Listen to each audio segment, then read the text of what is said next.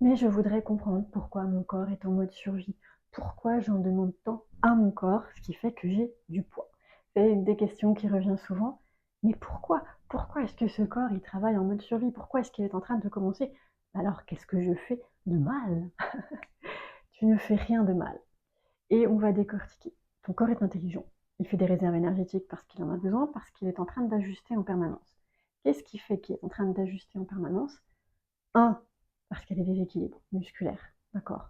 Donc, ton premier objectif, c'est de retrouver l'équilibre musculaire. Tu pourrais travailler que ça, rétablir l'équilibre neuromusculaire pour retrouver une physiologie libre, c'est-à-dire sans tension, qui fait que ton corps fonctionne bien et donc il ne consomme pas beaucoup d'énergie.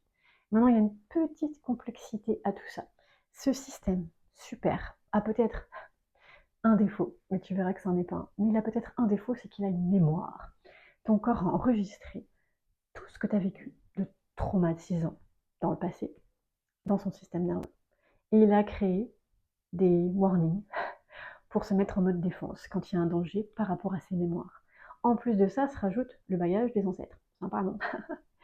Donc, on pourrait se dire que c'est une défaillance, cette mémoire, parce que ça va loin, la mémoire du corps. Une voix, un son, une odeur, n'importe quoi. Même à la télé, tu entends quelque chose, ton corps peut réagir en mode danger et mettre des tensions. Cette mémoire pourrait être considérée comme défaillante. On n'en parlera pas ici, c'est pas l'objet, mais dans la big picture, comme on dit en anglais, la vue d'ensemble, cette mémoire, elle est là pour quelque chose, pour nous aider à avoir plus de conscience de soi, à libérer vraiment quelque chose, à prendre conscience. On est sur la partie consciente de l'humain, sur notre partie spirituelle. Parenthèse fermée. Donc, comment on fait? Parce que peut-être ça t'intéresse pas cette partie-là, mais comment tu fais? Du coup, tu vas rester coincé avec tes mémoires.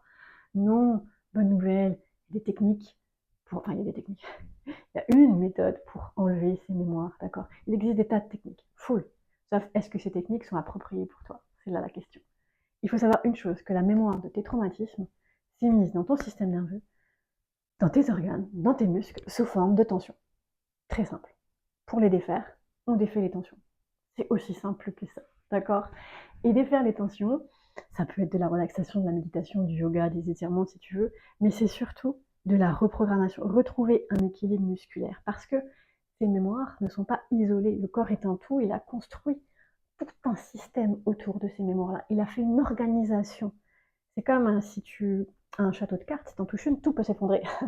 Quand tu sais qu'est-ce que le corps a fait, tu peux venir défaire la pelote de laine sans que tout s'effondre. Voilà. Avec, par exemple, cette bascule du bassin dont je te parle sans arrêt. Maintenant, si tu veux travailler personnalisé, n'hésite pas à me contacter.